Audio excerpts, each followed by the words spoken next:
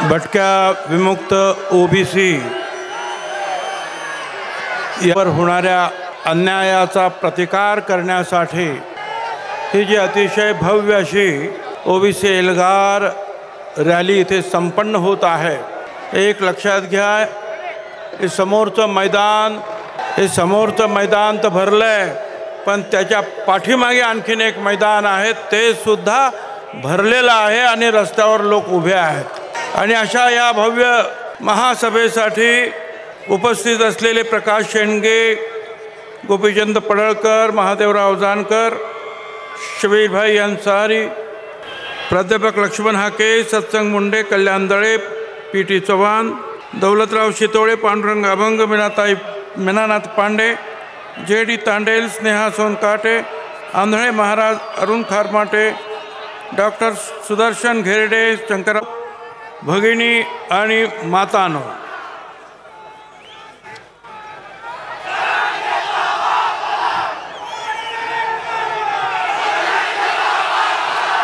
अगदी सुरुवातीलाच मी सांगतो की या इथल्या ज्या आपल्या कार्यकर्त्यांनी प्रचंड मेहनत घेऊन जे आहे, ही अतिशय अतिभव्य अशी सभा जी आहे या ठिकाणी भरवलेली आहे।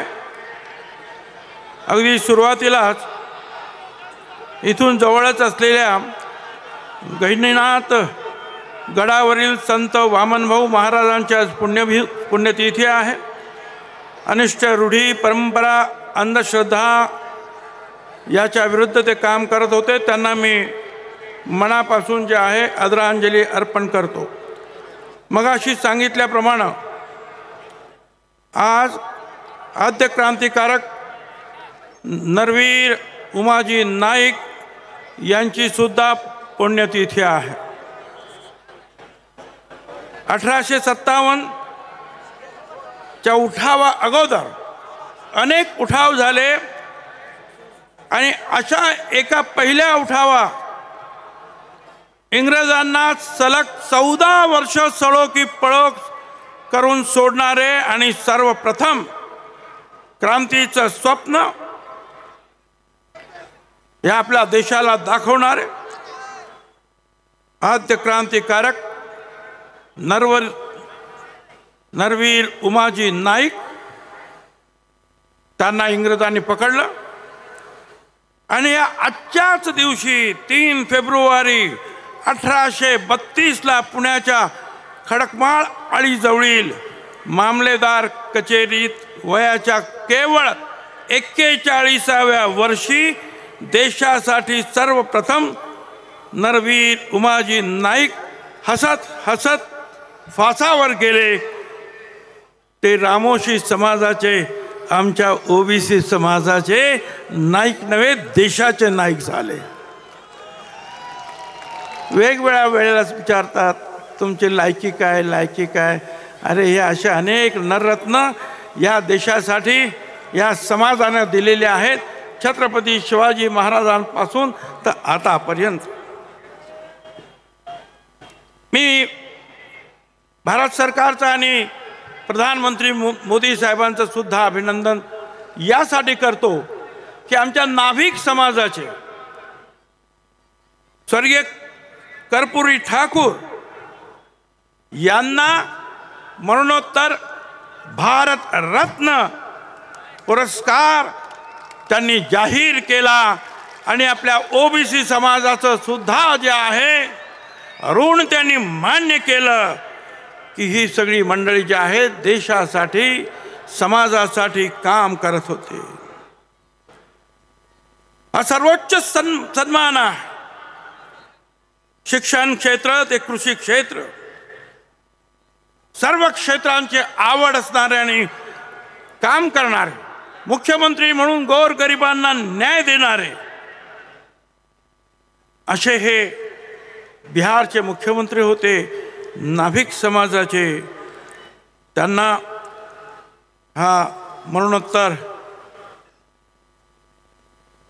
भारत रत्न देण्यात आलेला।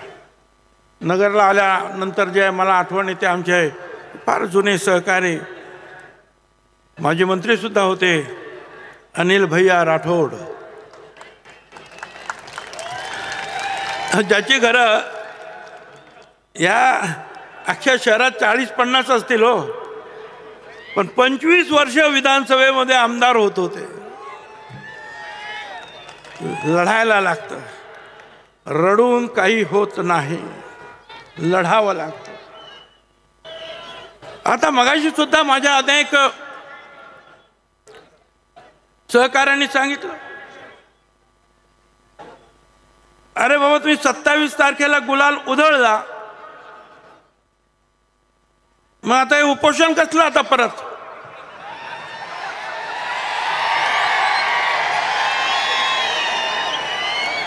तुम्ही तर म्हणाले की आम्हाला आरक्षण मिळालं, गुलाल उधळला, काहीतरी एक कागद हातात घेतला म्हणे झाला, हा अध्यादेश आला. बघा हा अध्यादेश आला. लेखाला अध्यादेश म्हणजे काही कळत नाही आणि नोटिफिकेशनचा मसुदा म्हणजे काय ते कळत नाही म्हणतो. झाला.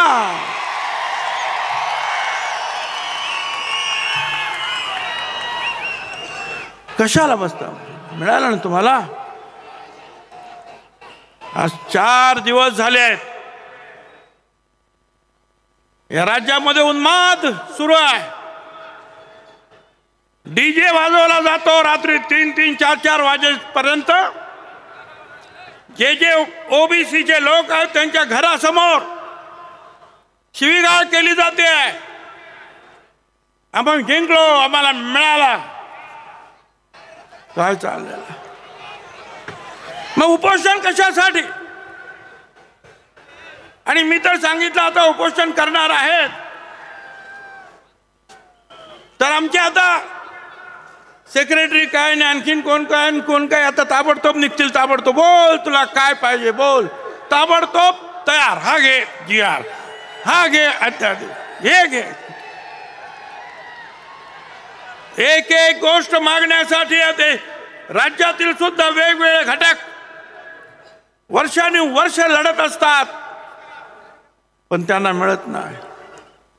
पण याने नुसतं सांगितलं का उपोषण, ताबडतोब धावपळ सुरू.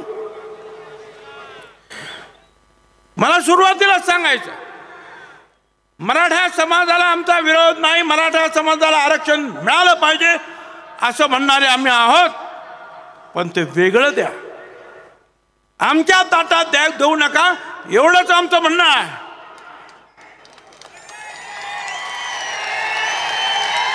आणि ते म्हणतात की आम्हाला ओबीसी मध्येच द्या. मला काही कळलं नाही.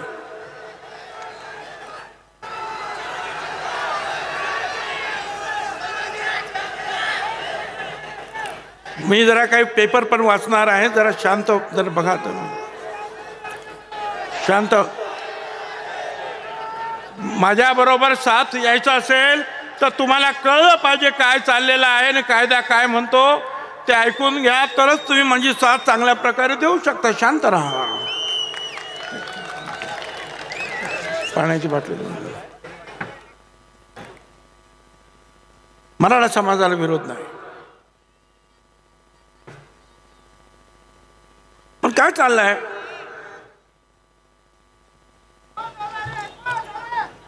मुख्यमंत्री त्या दिवशी होते. मला मुख्यमंत्र्याचा अवमान करायचा नाही, पण मला प्रश्न जरूर माझ्या मनामध्ये निर्माण झाला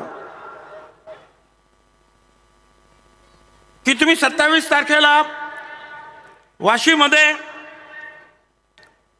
त्या मोर्चाला सामोरे गेलात. माझा काही विरोध नाही, पण तुम्ही तिथे जाहीर केलं की जी मी शपथ घेतली होती छत्रपती शिवाजी महाराजांची की सर्व मराठा समाजाला मी आरक्षण देईन, ती शपथ आता पूर्ण केली असं ते म्हणाले. मग मला आता प्रश्न असा पडला की जर शपथ पूर्ण झाली मराठा समाजाला आरक्षण देण्याची, तर हा ओबीसी आयोग आता जो काम करतोय ना, हे सर्वेक्षण, हे कशासाठी? आरक्षण तर मिळालं ना तुम्हाला सगळं, तुम्ही तर म्हणाला शपथ पूर्ण झाली. मग आयोगाचा जो काही सर्वेक्षण चाललंय तद्दन खोटं, ते कशासाठी? घरोघर जातायत, फक्त जात विचारतात. 180 प्रश्न आहेत त्याच्यामध्ये. एका घराला 1.5 तास लागतो.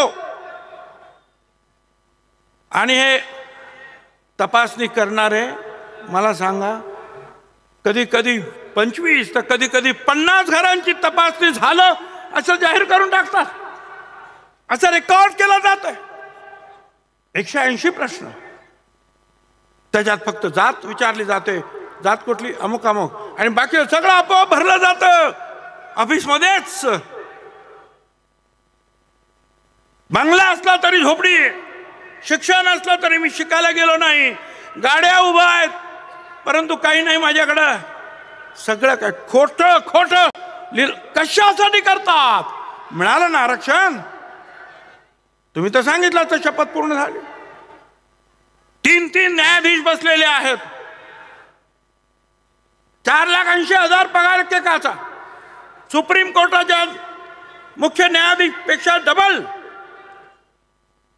क्युरेटिव्ह पिटिशन मध्ये जे काय झालं ते दुरुस्त करण्यासाठी. कशाला? मिळालं ना आरक्षण तुम्हाला, गुलाल तर उधळलं ना तुम्ही. मग हे कशासाठी चाललंय? कोणाची दिशाभूल? याची उत्तर जे आहेत माझ्या मनामध्ये प्रश्न निर्माण करतात की याची उत्तर कशी शोधायची. खोटे रेकॉर्ड तयार झाले. हे जामखेड तुमच्याच जिल्ह्यातलं एक उदाहरण. A to Z सगळे कुणबी मुख्याध्यापक, सगळे एक सुद्धा वेगळ्यात नाहीत. सगळे जेवढे म्हणून आहे सगळे. काय चाललंय हे तुमचे? आता दुसरं पेनूर तालुका मोहोळ सोलापूर, धडधडीत. पूर्वीचा अक्षर वेगळा आहे, शाई वेगळी आहे. मराठा कुणबी लिहितायत हाताने. धडधडीत लक्षात येत आहे की हे सगळं खोटं आहे.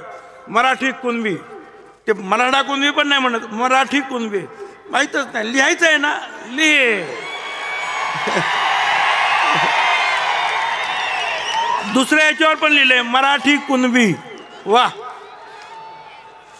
हे सगळं जे आहे असं खोटं खोटं खाडाखोड दिसते आहे. हे असं चाललेलं दिशाभूल करण्याचं काम. 360 कोटी रुपये देण्यात आले ते याच्यासाठी, खोटा रेकॉर्ड तयार करण्यासाठी. 1 2 नाही, अनेक.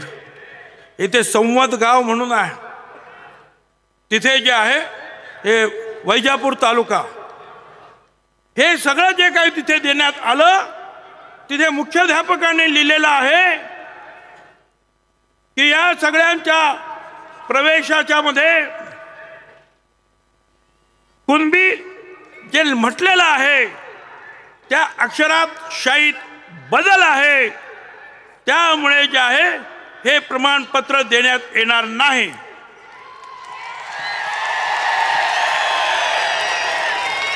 हे मुख्याध्यापकाचं पत्र आहे, माझं नाही. त्यांनीच पाहिलं तर काय सांगायचं. सगळे सोयरे बघापासून आपण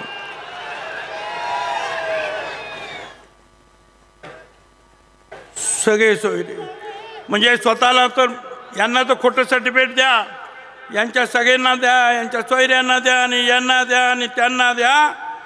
असा जो आहे GR वगैरे जे आहे ते सगळे निघाले. मला इथं सांगायचं, हायकोर्टाचा निकाल आहे, जस्टिस मर्लापर्ले यांचा जजमेंट आहे. त्याच्यामध्ये स्पष्ट त्यांनी म्हटलेलं आहे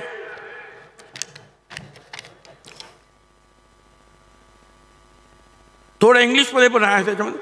1913 where his caste was recorded as Marathi.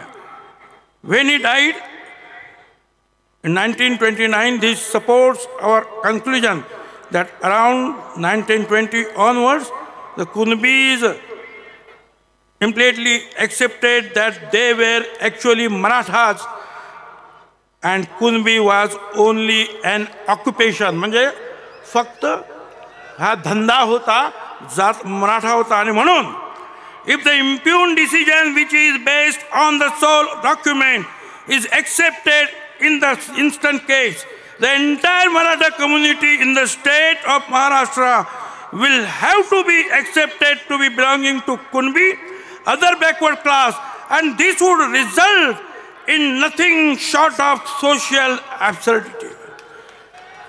त्यांनी म्हटलं की अशा रीतीने जर दाखले जर दिले गेले तर सगळा मराठा जो आहे महाराष्ट्राचा कुणबी होईल आणि ओबीसीचं संपूर्ण जे आहे आरक्षण संपून टाकेल, त्याला काही अर्थ राहणार नाही. हे हायकोर्टाचं जजमेंट आहे, तारखा आहेत, सगळं काही आहे याच्यामध्ये. मला सांगा हे सगळ्यांच्या लक्षात येत नाही. सुप्रीम कोर्टाचं 4 जानेवारी 1996 वल्सन्मा पाऊल विरुद्ध कोचिन युनिव्हर्सिटी, त्याच्यामध्ये सुद्धा त्यांनी सांगितलं, Supreme Court held that a person belonging to a non-reserved class transplanted by adoption, marriage or conversion or any other act to family belongs to reserved class does not become eligible. 15(4) आणि 16(4) खाली त्यांनी सांगितलं की तुम्ही ज्याला आरक्षण नाही अशा व्यक्तीनं कुणाशी तुम्ही लग्न केलं, दत्तक गेलं, लग्न केलं, आणखीन काहीतरी केलं तरी तो आरक्षणास पात्र ठरणार नाही. सुप्रीम कोर्टचं जे आहे जजमेंट आहे. अशी कितीतरी जजमेंट दाखवता येतील. वंशावळ करायचं निर्माण, आणि त्याच्यासाठी कमिटी, प्रत्येक तहसीलदार, गट विकास अधिकारी, पोलीस ऑफिसर, 7-8 लोक. का तर हा याचा नातेवाईक, तो त्याचा नातेवाईक. शपथपत्र द्यायचं आणि सांगायचं की मी कुणबी आहे तर झाला ओबीसी, आणि हे वंशावळ शोधायचं काम यांनी कसं तरी करून द्यायचं आहे. काय चाललेलं आहे? ही खोटी जे आहेत वंशावळ जुळवण्याचे प्रकार वाढणार आहेत. माझ्या हातामध्ये भोर तालुक्याचं आणखीन एक वंशावळीचं खोटं प्रतिज्ञापत्र देऊन कुणबी जातीचा दाखला मिळवण्याचं आणखीन एक प्रकरण माझ्या हातात आलेलं आहे. अरे तुम्ही काय करताय का? खोटी सर्टिफिकेट तुम्ही देणार, वंशावळ तुम्ही देणार. या इथं इंदिरा सहानीची एक केस आहे, त्या केसमध्ये सुप्रीम कोर्टची केस आहे आणि त्याच्यामध्ये त्यांनी सांगितलंय, नीट ऐका. येथे असं एक प्रकरण आहे, मी मराठी वाचतो, ज्यात याचिकाकर्त्याने स्वतः मराठा जातीचा असल्याचा दावा केला पूर्वी. त्यानंतर याचिकाकर्त्याच्या इतर काही नातेवाईकांना आता तो कुणबी जातीचा असल्याचा दावा करून त्याची स्थिती बदलत असल्याची दर्शवणारी काही कागदपत्रे मिळाली आहेत. जर याला परवानगी दिली गेली तर त्यामुळे विविध व्यक्तींनी दावा केलेल्या सामाजिक स्थितीबाबत अनिश्चितता निर्माण होईल आणि राज्याने सुरू केलेल्या सकारात्मक कृतीच्या धोरणात अराजकतेचा घटक निर्माण होईल. वर जे सांगितले आहे त्या व्यतिरिक्त याचिकाकर्त्याच्या मराठा जाती प्रमाणपत्राला वैधता प्रदान करणाऱ्या आक्षेपार्ह आदेशाची वैधता, शुद्धता हे तपासावं लागेल.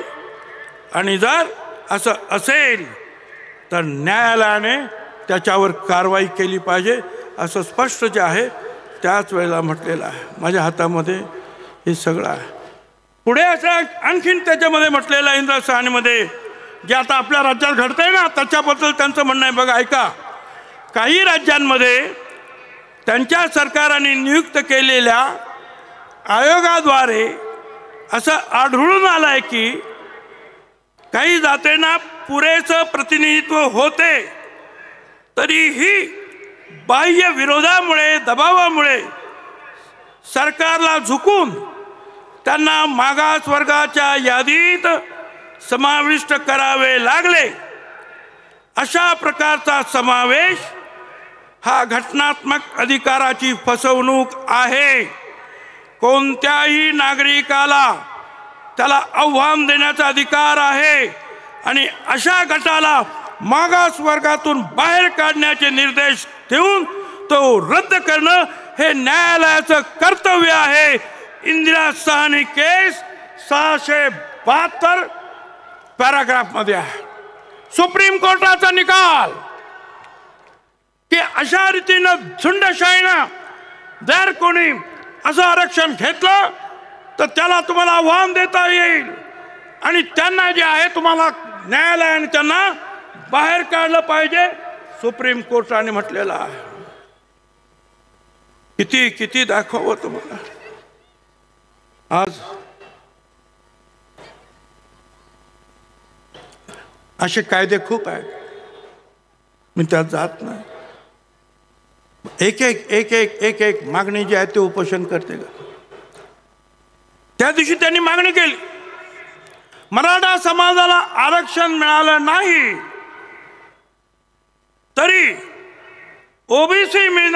ओबीसीला मिळणाऱ्या सगळ्या सुविधा ज्या आहेत ह्या मराठा समाजाला द्यायच्या।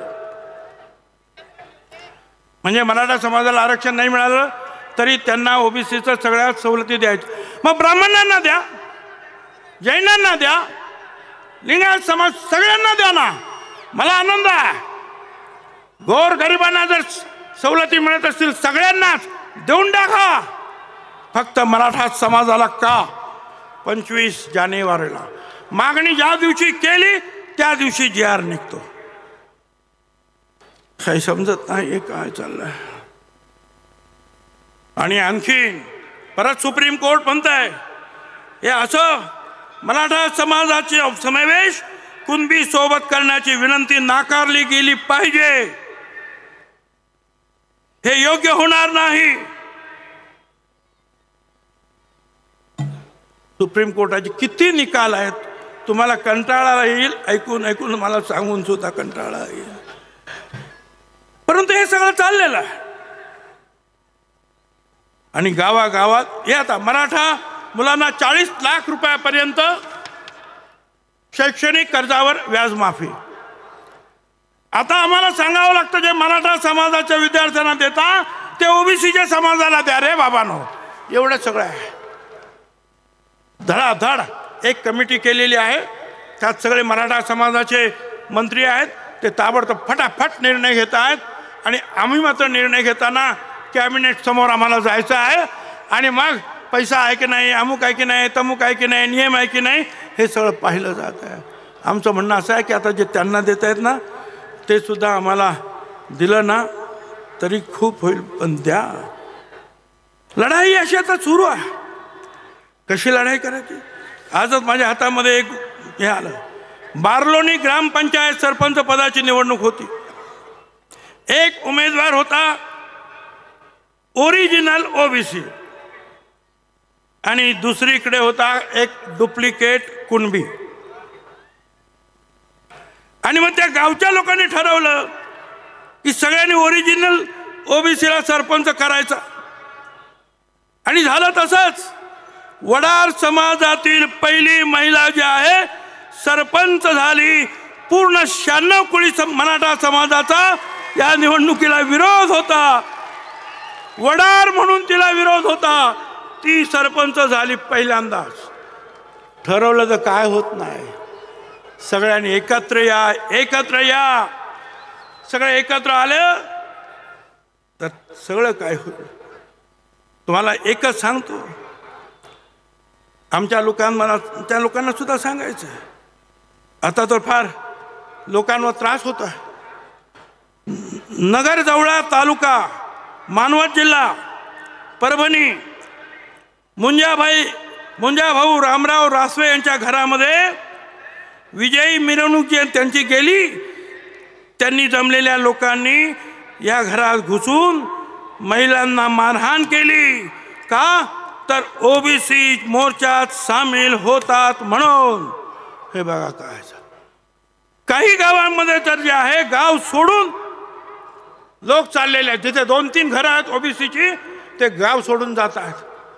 दहशत निर्माण केली जात आहे, मारहाण केली जात आहे, रात्रभर डीजे वाजवला जातोय, शिव्या दिल्या जात आहेत। एक न्हावी समाजाच्या आमच्या बांधवानं काहीतरी पोस्ट टाकले आपल्या समर्थनार्थ, तर ताबडतोब सगळ्या तिथल्या मराठा समाजाने सांगितलं याच्या दुकानात जायचं नाही, याच्या दुकानात जायचं। मी या सगळ्या न्हावी समाजांना विनंती करतो, असा जर बायकॉट जर केला तर सगळ्याच न्हावी दुकानाने तिथल्या एकाही मराठ्याची हजामत करायची नाही। त्यांना मला भादरा आपली आपापसात। हे आता एक आणखीन आलं श्रीगोंदा पोलीस स्टेशन मध्ये, हे कोणी पोलीस निरीक्षक ज्ञानेश्वर भोसले ते एल्गार या सभेची तयारी करण्यासाठी तिथे लोक गेले होते, काम चालू होतं, तर ती काम त्यांनी करू नये पूर्व तयारीचं, बोल चला मीटिंगला जायचं। त्या ठिकाणी पोलीस गाडी पाठवली, ओबीसी समाजावर दहशत निर्माण केलं, त्यांना नोटिसा दिल्या,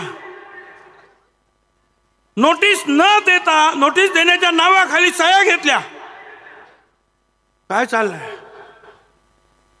फडणवीस साहेब या डिपार्टमेंटला सांगा की तुमच्या डिपार्टमेंटमध्ये असा भेदभाव होता कामा नये।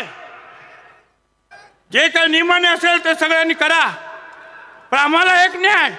त्यांच्या 3-3 वाजता जाहीर सभा, रात्री 2 वाजता जाहीर सभा, काय कारवाई केली? कुठल्या पोलिसांनी कारवाई केली?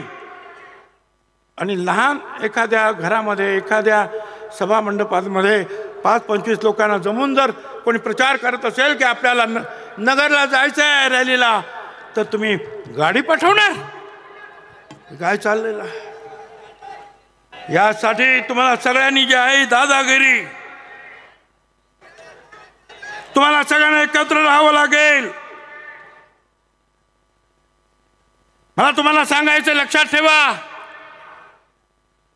आता दाव पर सब कुछ लगा है, दाव पर सब कुछ लगा है, रुक नहीं सकते, टूट सकते हैं मगर हम झुक नहीं सकते।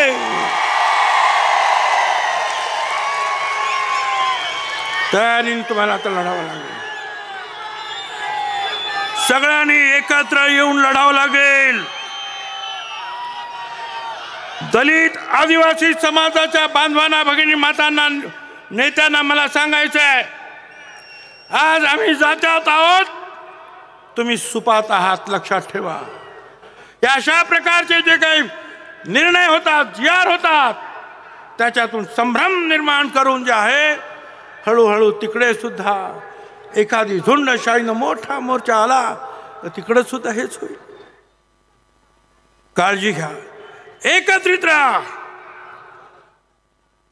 आंध्र प्रदेश जनगणना करताय, जाती गणना करताय, बिहारने केली, 67-63% निघाले, आता आंध्र करताय।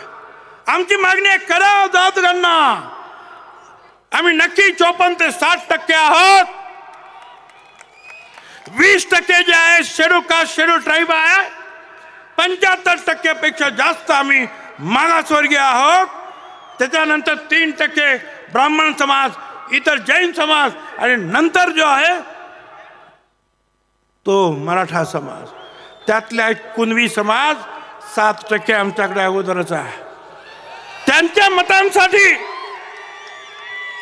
हे सगळे आमदार, हे सगळे खासदार, हे सगळे लोक केवळ त्यांच्या मतांना घाबरतात की आम्हाला ती मतं मिळणार। अरे आमचे लोक, आमचे आमदार, ओबीसीचे आमदार, त्यांना सुद्धा चिंता पडते की आपण या ओबीसीला काही मदत केली, 4 गाड्या दिल्या, 2 पैसे दिले, खर्चायला की जा तुम्ही रॅली, स्वतःच येणार नाहीत पण रॅलीला मदत करायचं म्हटलं तरी करत नाहीत कोणी, आमचे स्वतःच। का? मराठा समाजाची मतं जाते। अरे लक्षात ठेवा, 80% समाज हा आमच्या बरोबर एकत्र आहे आणि त्याला आम्ही ललकारणार आहोत आणि त्यांची सुद्धा मतं आहेत. लढाई लढाई लढाई काय काय शिवी गाळ दादागिरी हे करू ते करू ते करू काय तर काय काल हे होतं ना आपलं काय ते बजेट होतं काय गंमत एवढा मोठा जोक कधी झालाच नव्हता. उपोषणवाले साहेब म्हणतात बजेटमधून आम्हाला आरक्षण मिळालं तर बघा. मला वाईट वाटलं. त्या सीतारामन ताई ज्या होत्या त्या अख्खं बजेट वाचलं. या तरुणांना येऊ देऊ महिलांना हे देऊ विमानं वाढवून येऊ करू तेऊ करू शेतकऱ्यांना हे द्यायचं आहे आम्हाला पण आरक्षणाचं काही बोललंच नाही. आणि हे म्हणतात या बजेटमधून आम्हाला आरक्षण द्या. काय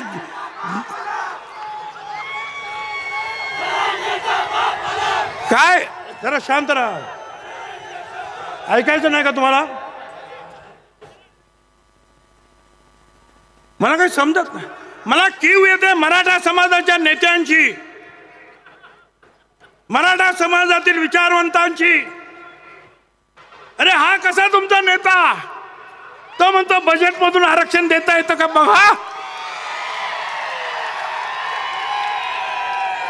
आणि कोणी बोलायला तयार नाही. एक जण सुद्धा आवाज काढायला तयार नाही. अरे कुणाच्या मागे चालला तुम्ही? कशासाठी करता? गावागावामध्ये दरी पडते आहे. आम्ही करतो. आम्ही आमच्या हक्कासाठी लढतो. आम्ही सांगतो आमचं आरक्षण कमी करू नका त्यांना आरक्षण वेगळं द्या ही आमची मागणी चूक आहे. आणि आज गावागावामध्ये जे आहे ओबीसीना छळलं जातं त्रास दिला जातो. पोलीस तक्रार कंप्लेंट घेत नाहीत. आणि आता तो हा उपोषण करता म्हणतो अख्खं मंडल आयोगच त्याला चॅलेंज करून संपवून टाकणार. बघा आता किती हुशार. ओबीसी मधून आरक्षण घ्यायचंय कुणबी म्हणून आरक्षण घ्यायचंय आणि मंडल आयोग संपवायचा. अरे लेको मग त्या मंडल आयोगामध्येच ओबीसीचं आरक्षण आहे ना. अरे ते संपलं का मग हे पण जाईल. मग हे कशासाठी मागतो तू? काय हुशार. दादागिरी दादागिरी चाललेलं सगळ्या ठिकाणी. काही मागतोय काही लोक आता धावलं परत उपोषण उपोषण. कसं उपोषण? मला सगळ्यांना सांग तुम्ही सगळे एकत्रित राहा. तुम्ही जर झुकाल वाकाल घाबराल तर तुमच्या पाठीमागे लोक लागतील. मजबूतीनं एकत्रित हे बघायचं नाही. हा धनगर आहे वंजारी आहे हा माळी आहे साळी तोल तेली कोळी जो कोणी असेल भटका विमुक्त एकावर अन्याय झाला तर सगळ्यांनी उभं राहायला पाहिजे हेमतेनं. हम सब एक ह्याचा नारा दिला पाहिजे आणि त्यांना सांगितलं पाहिजे दिलभर के लिए दिलदार है हम. दिलभर के लिए दिलदार है हम. दुश्मन के लिए तलवार है हम. सगळ्यांनी मजबूतीनं उभं राहा.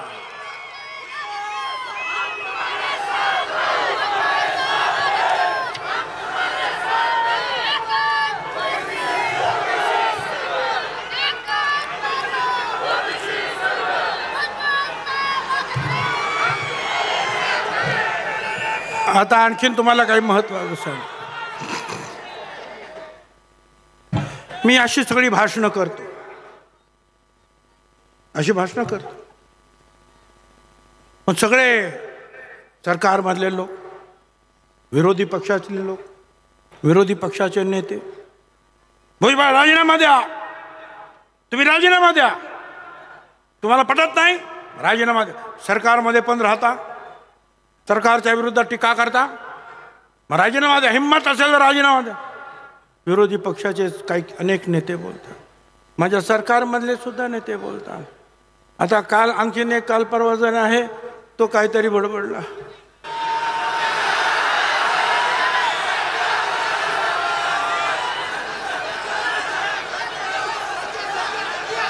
त्याने सांगितलं या भुजबळला लात घालून मंत्रिमंडळाच्या बाहेर काढा, लाद घालून, भुजबळाच्या कमरेत लाद घालून मंत्रिमंडळाच्या बाहेर हाकला. मला त्या सगळ्यांना विरोधी पक्षामधील, स्वपक्षामधील, स्वसरकारमधील सगळ्यांना मला सांगायचं, 17 नोव्हेंबरला ह्या ओबीसी एल्गारची पहिली रॅली झाली अंबडला, बरोबर? 17 नोव्हेंबर पहिली रॅली अंबडला झाली. आणि ऐका, 16 नोव्हेंबरला मी मंत्रिमंडळाचा राजीनामा दिला.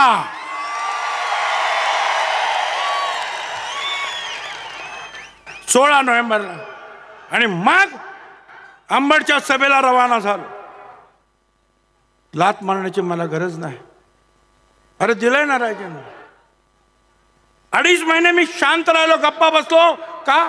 मुख्यमंत्री उपमुख्यमंत्र्यांनी सांगितलं त्याची वाच्यता नको. पण वर्तमानपत्रातून यायला लागला 2.5 महिन्यानंतर. कोण म्हणतं दिला दिला दिला, कोण म्हणतं का देत नाही, कोण म्हणतं लाटा घाला. काही गरज नाही लाटा घालण्याची, दिलेला आहे ना, जा त्यांना सांगा. मी ओबीसी साठी शेवटपर्यंत लढणार आहे. आणि मनाशी मी एकच उद्देश ठेवला आहे माझ्या जीवनामध्ये, जीवन है संग्राम, बंदे ले हिम्मत से काम. धन्यवाद. जय हिंद, जय महाराष्ट्र, जय ज्योति, जय क्रांति, जय भीम.